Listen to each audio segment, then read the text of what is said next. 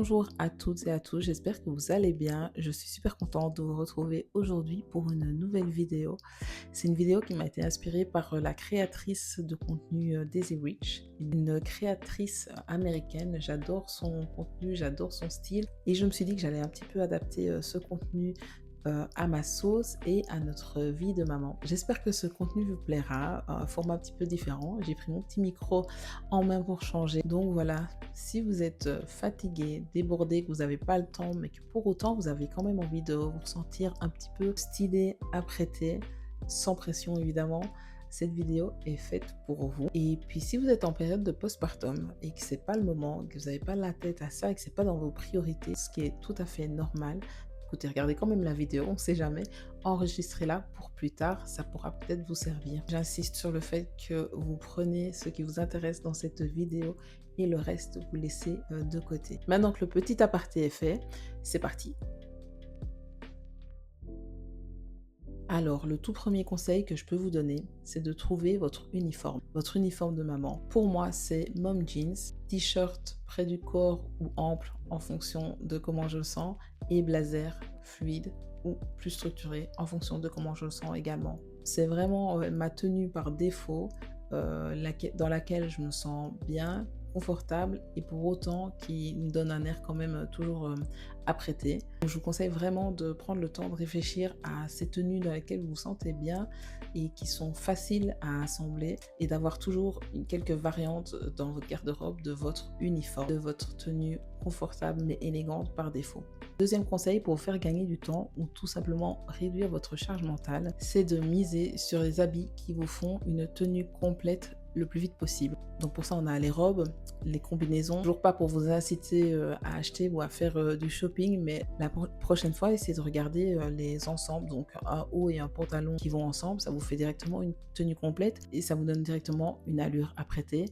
Ça peut être aussi la veste de tailleur et le pantalon qui va avec. Ces tenues dans votre garde-robe, c'est directement des tenues qui font apprêter de la tête aux pieds sans réfléchir et sans vous prendre la tête parce qu'elles sont déjà complètes. Et puis au fur et à mesure, l'idée c'est de trouver des pièces qui peuvent aller toutes ensemble. C'est le principe même de la garde-robe capsule. C'est quelque chose qui est cher à mon cœur, vous le savez. La garde-robe capsule, c'est vraiment cette idée-là. C'est d'avoir au fur et à mesure dans sa garde-robe que des pièces qui vont les unes avec les autres et qui font gagner un temps énorme et qui réduisent au maximum la charge mentale. Alors, ce sont vraiment les accessoires qui vont venir terminer votre tenue et vous donner un air apprêté un petit peu plus soigné. Il ne doit pas y en avoir 1000, mais juste trouver les bonnes pièces qui font leur effet, ça va tout changer. Donc personnellement, si la tenue est relativement simple, minimaliste, une belle paire de boucles d'oreilles, ça peut vraiment apporter un plus et vous donner un air apprêté. Une belle montre, un beau bijou, ça complète également la tenue. Et enfin, les accessoires essentiels qu'il ne faut pas du tout négliger, ce sont les chaussures et les sacs. Alors les chaussures, vous pouvez avoir l'air élégante, bien habillée, tout en restant confortable. Donc dans la pratique, dans la vraie vie de maman, les talons de 10 cm, c'est pas possible. D'ailleurs, qui a envie de ça? Personne. L'idée, c'est d'être quand même élégante avec des chaussures confortables. Donc essayez de vous orienter vers des baskets qui ont des détails plutôt discrets, qui ont une silhouette de manière générale minimaliste et intemporelle. En été, vous pouvez trouver des sandales style Birkenstock, mais avec des petits détails qui font un petit peu habillé. Vous serez quand même à l'aise, bien confortable, mais pour autant avec des petites touches qui viennent rappeler que votre tenue est travaillée et élégante. Alors les sacs, je vous conseille vraiment d'investir dans des bonnes pièces de qualité. Privilégier des matières qui sont durables, résistantes et faciles à entretenir. De nouveau, la vie de maman va vous rappeler que choisir les bons coloris, c'est primordial. On va peut-être éviter les coloris clairs, les matières en tissu qui, une fois tachées, sont irrécupérables. Vraiment, je vous invite à rester éloigné de tout ça. Donc vraiment, pour vous trouver le bon modèle, moi je trouve que les cabas, c'est ce qu'il y a de plus pratique tout en restant élégant. Et puis comme je disais, les bonnes matières. Les toiles enduites, c'est facile à entretenir. Et les cuirs, ça reste forcément beaucoup plus résistant dans le temps. Parce que effectivement, un sac en simili-cuir, en lambeaux qui se laisse complètement aller, ça fait négliger et ce serait dommage étant donné que vous avez soigné toute votre tenue jusque-là. Quatrième conseil, c'est de mettre au point votre routine beauté express. Ce que j'entends par là, c'est que vous n'êtes pas obligé de faire full make-up pour avoir l'air apprêté en sortant de chez vous. Cependant, il y a quelques petits détails et points d'attention qui vont directement redonner l'image de quelqu'un de soigné et d'apprêté. Si vous n'êtes pas comme moi, que vous avez la chance de ne pas avoir des cernes trop marquées, vous pouvez vous en sortir avec juste une bébé crème, donc une crème de jour teintée, juste pour vous donner bonne mine et réveiller le teint. Alors, travailler vos sourcils, ça peut paraître anecdotique, mais on considère que les sourcils, c'est vraiment le cadre du visage. Donc, s'il y a un point dans lequel ça vaut peut-être la peine de prendre un petit peu de temps, c'est celui-là. Donc, ça ne doit pas être des sourcils travaillés qui vous prennent 30 minutes, mais juste de les brosser et de les soigner un tout petit peu, ça va déjà apporter beaucoup à votre visage. Une petite touche de mascara, c'est pas indispensable, mais je trouve que ça apporte tellement et c'est pas quelque chose qui prend beaucoup de temps dans la routine de maquillage. Pareil pour le blush, c'est pas un indispensable, mais c'est un petit geste qui donne vite un petit coup de peps et un peu de bonne mine pour réveiller le teint. Alors, le dernier point, ce sont les lèvres. C'est comme les sourcils, ça fait vraiment partie du cadre du visage. Donc, je vous invite vraiment à prendre le temps, là, en l'occurrence, de faire quelque chose. C'est pas obligé que ce soit crayon, rouge à lèvres. Moi, c'est quelque chose que je fais au quotidien, que j'aime vraiment. Juste un baume à lèvres teinté, un petit gloss, si vous n'avez pas envie d'en faire trop, ça peut vraiment faire la différence. Avec ces 4-5 petits points-là, vous avez déjà de quoi avoir une bonne mine sans passer des heures à vous apprêter le matin. Donc, je vous invite vraiment à choisir les bons produits, les bonnes teintes et des produits de qualité. Vous verrez, ça fait vraiment la différence et c'est un gain de temps énorme le matin.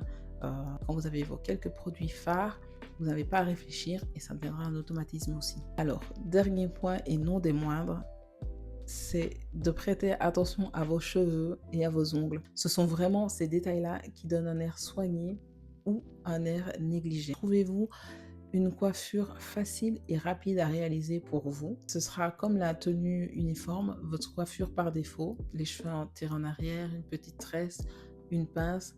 Ça donne un air soigné sans pour autant avoir fait des tonnes d'efforts. Et pour les ongles, c'est pareil, pas besoin d'en faire des caisses, juste un vernis nu ou un peu d'huile sur les ongles et juste bien limer, ça peut faire toute la différence.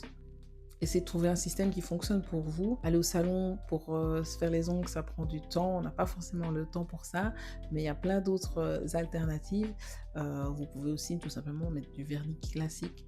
Dans ce cas-là, il faut garder en tête que vous devez faire attention à vos ongles au quotidien. Avoir un beau vernis rouge mais complètement écaillé, c'est contre-productif et c'est l'effet inverse qui se produit. Si vous optez plutôt pour des couleurs nudes, vous avez un ongle qui est un petit peu écaillé, ben ça se verra beaucoup moins vite que si vous avez des couleurs flashy évidemment. Donc voilà, je récapitule les 5 conseils pour avoir l'air soigné et stylé même quand on n'a pas le temps et qu'on est fatigué. Le premier, les tenues uniformes. Le second, c'est les tenues complètes rapides. Le troisième conseil, c'est bien choisir ses accessoires. Le quatrième, c'est trouver sa routine beauté express mais efficace. Et enfin, ne pas négliger les cheveux et les ongles. Donc voilà, j'espère que cette vidéo un petit peu différente vous aura plu. Vraiment, j'insiste sur le fait qu'être en guillemets stylé, ça ne veut pas dire être surapprêté et avoir passé des heures sur son look. L'idée, c'est vraiment de trouver les bonnes formules qui fonctionnent pour vous, qui sont efficaces et qui vous font gagner du temps et de l'énergie tous les jours. Et vraiment, j'insiste sur le fait que vous prenez dans cette vidéo ce qui vous parle. Tout le reste, vous le laissez. Je trouve que dans la vie de maman, on a déjà assez d'injonctions dans la vie que de s'en rajouter soi-même. Donc, faites vraiment ce qui vous plaît, ce qui vous parle. Et s'il y a des conseils ici dans cette vidéo qui vous ont parlé, ben, tant mieux, j'en suis la première ravie. Du coup, je vous remercie d'avoir pris le temps de regarder jusqu'au bout. Si le contenu vous a plu, n'hésitez pas à mettre un petit pouce en l'air, ça me fait toujours plaisir.